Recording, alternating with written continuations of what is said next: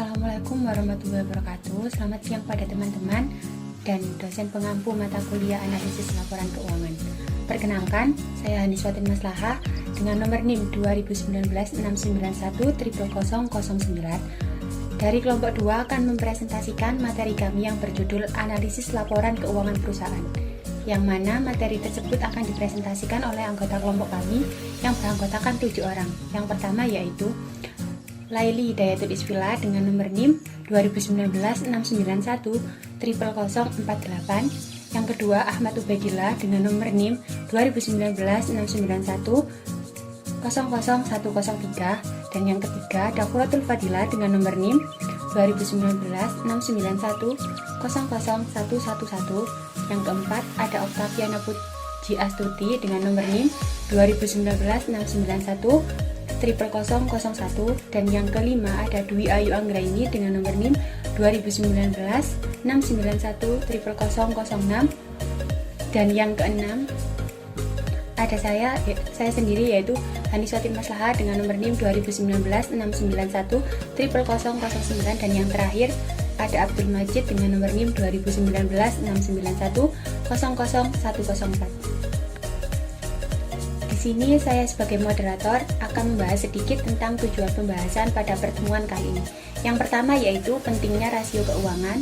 Yang kedua yaitu akan membahas tentang pengertian dan tujuan analisis rasio keuangan. Yang ketiga membahas tentang rumus-rumus dan penerapan rasio keuangan pada perusahaan. Dan yang terakhir yaitu membahas tentang analisis rasio keuangan khusus perusahaan. Menuju materi yang pertama yaitu tentang pentingnya rasio keuangan perusahaan, yang mana akan dijelaskan oleh narasumber pertama yaitu Dwi Ayu Anggraini. Assalamualaikum warahmatullahi wabarakatuh. Perkenalkan, saya Dwi Ayu Anggraini, mahasiswi administrasi bisnis dengan NIM 2019-691-00006. Baik, untuk yang pertama, saya akan menjelaskan materi tentang pentingnya analisis rasio pada perusahaan. Analisis rasio keuangan tidak hanya penting bagi pihak manajemen, tetapi penting juga bagi pihak eksternal perusahaan. Bagi pihak ekstern, analisis rasio keuangan penting karena untuk menggambarkan tentang perkembangan keuangan suatu perusahaan.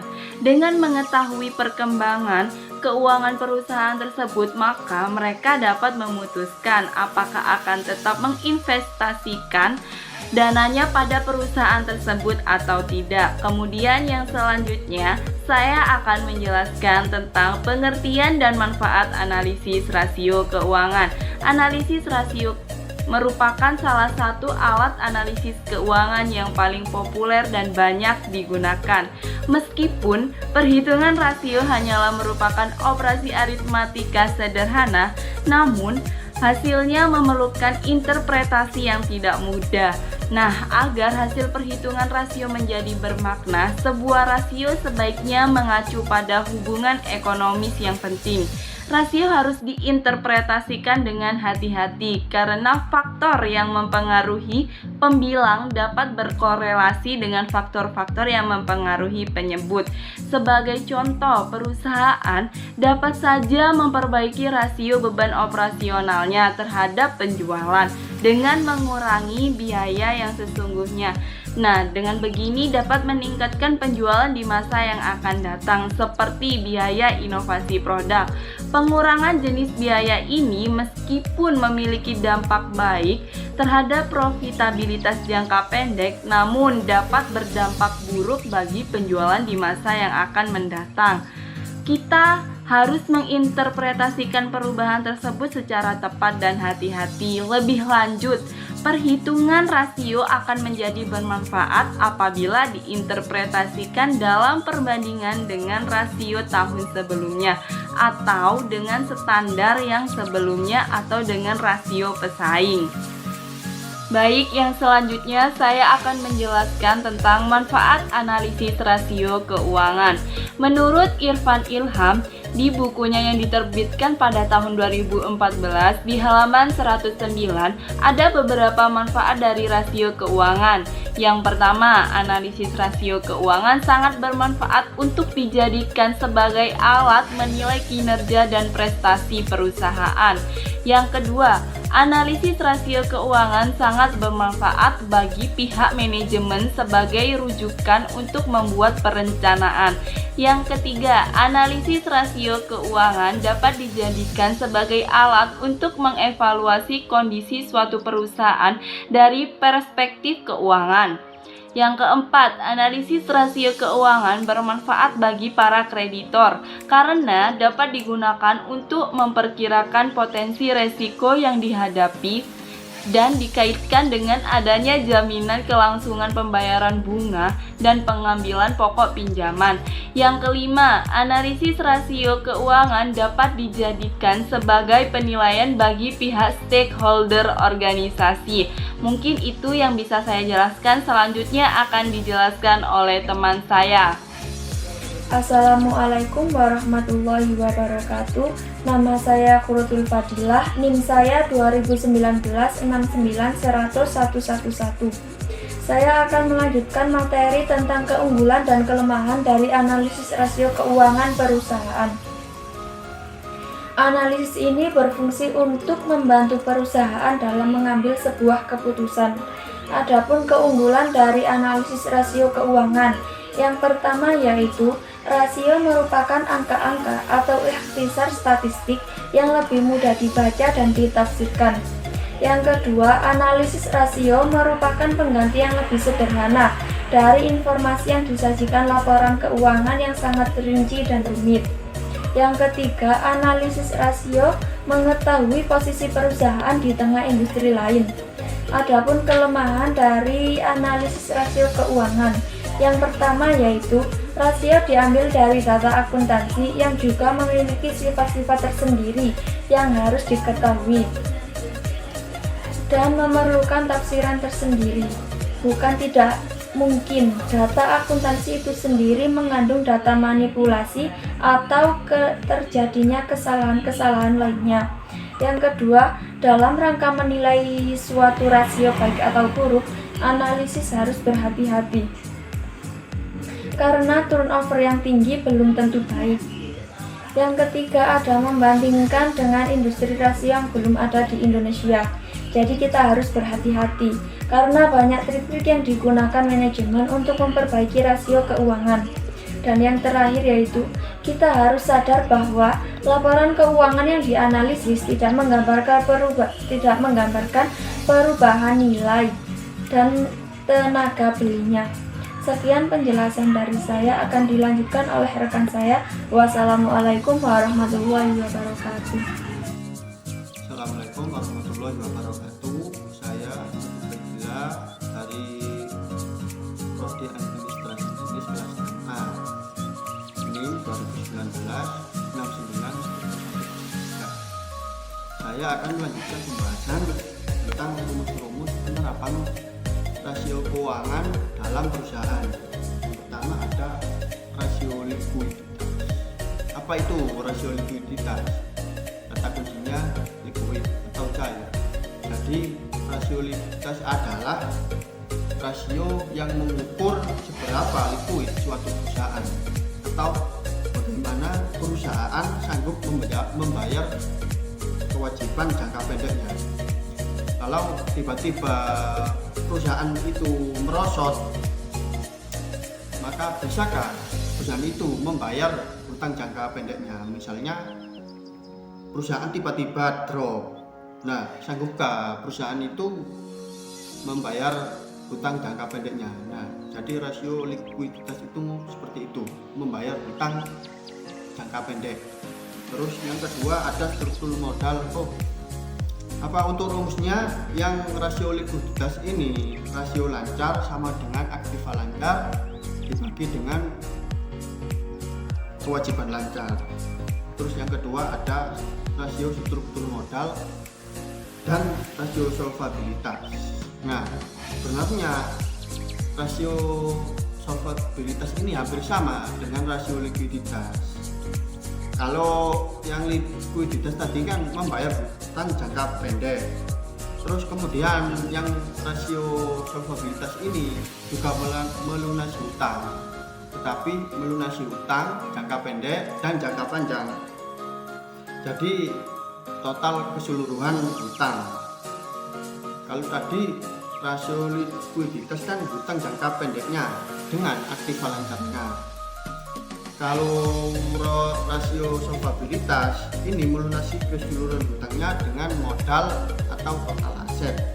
Nah, jadi rasio solvabilitas dan likuiditas ini agak sama. Bedanya yang satu untuk melunasi hutang jangka pendek dan yang satunya solvabilitas ini melunasi total keseluruhan hutang. Dan untuk rumusnya yang struktur modal ini rasio hutang terhadap ekuitas sama dengan total kewajiban dibagi dengan total ekuitas. Nah, mungkin seperti itu. Saya akan melanjutkan presentasi dari teman saya, nama Abdul Majid, NIM 2019-691-00104. Saya akan menjelaskan tentang analisis profitabilitas. A. Rasio tingkat pengambilan atas investasi.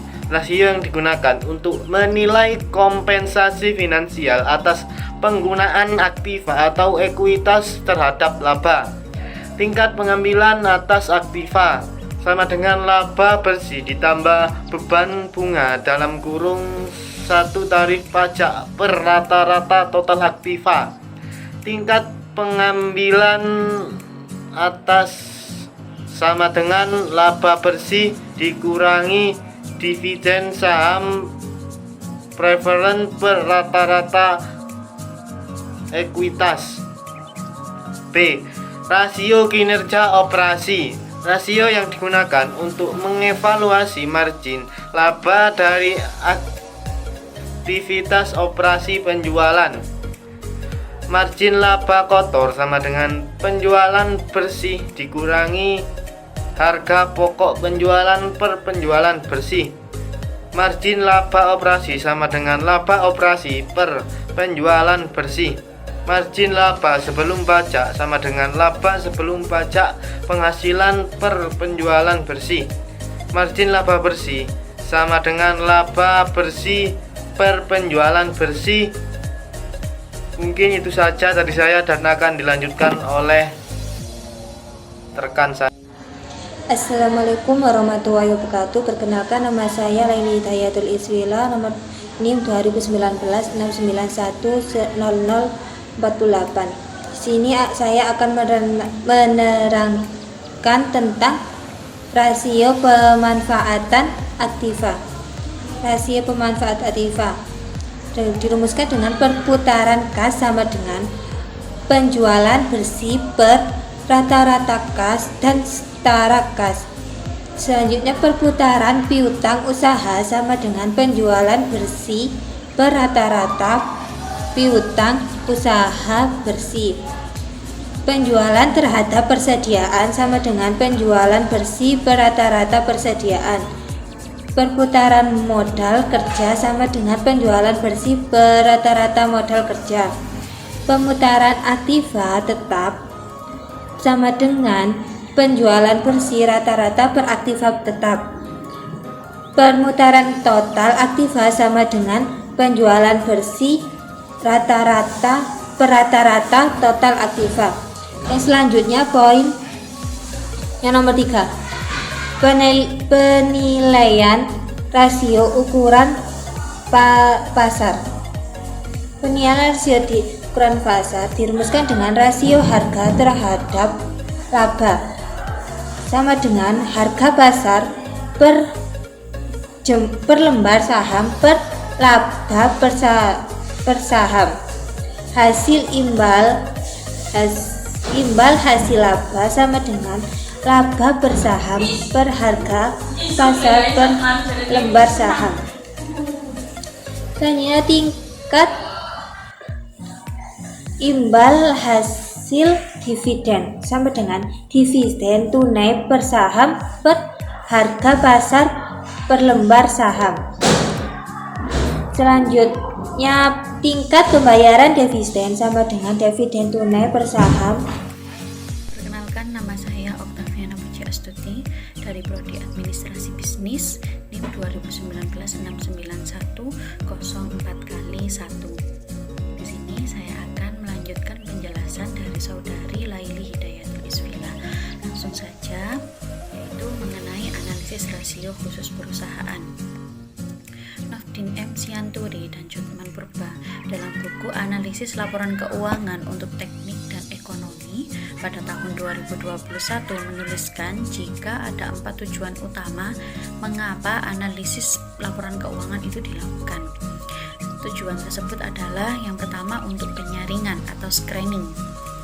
Analisis laporan keuangan ditujukan untuk membaca, memahami, serta menyaring berbagai aktivitas bisnis yang akan dilakukan di masa mendatang. Contoh aktivitasnya seperti merger, investasi, atau lainnya. Tujuan yang kedua yaitu untuk peramalan atau forecasting. Analisis laporan keuangan ditujukan untuk memprediksi kira-kira kondisi keuangan perusahaan di masa depan akan seperti apa. Selain itu, analisis ini juga bertujuan untuk mengetahui bagaimana kondisi perusahaan di masa sekarang, apakah untung atau rugi. Tujuan yang ketiga yaitu untuk diagnosa atau diagnosis. Analisis laporan keuangan ditujukan untuk melihat kemungkinan terjadinya masalah dalam ruang lingkup. Slide selanjutnya yaitu mengenai penerapan analisis rasio keuangan PT Surya Toto Indonesia Tbk. Yang pertama yaitu rasio likuiditas. Yang pertama, cara menghitung kurang rasio atau rasio lancar. Rasio ini digunakan untuk menghitung kemampuan perusahaan dalam membayar kewajiban jangka pendek dengan aktiva lancar yang tersedia. Rumusnya yaitu kurang rasio sama dengan aktiva lancar dibagi dengan hutang lancar. Nah, berikut ini akan disajikan hasil perhitungan kurang rasio PT Surya Toto Indonesia Tbk. Jadi, di sini itu dijelaskan bahwasanya pada tahun 2016 PT Surya Toto Indonesia Tbk itu melakukan aktiva lancar yaitu sebanyak 1.208.433.386 rupiah. Hutang lancarnya dibagi dengan hutang lancar yaitu 589.199.809.544 rupiah. Tadi kan aktiva lancar dibagi dengan hutang lancar, jadi hasilnya yaitu 218,99%, itu yang dinamakan dengan current ratio.